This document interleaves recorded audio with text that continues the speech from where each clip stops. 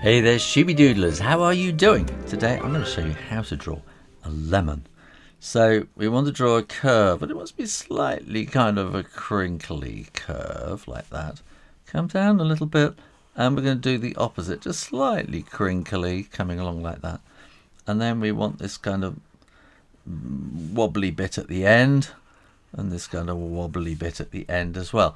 And then we need to do a bit of shading, which we're going to do with these dots, because the lemon is quite dotty.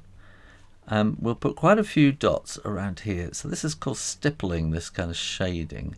So there's quite a few dots there, a few dots around there. And then we'll just put a few more dots around, just so that we get that feeling of dottiness, but the shade all comes in at the bottom, because there are more dots making more shade.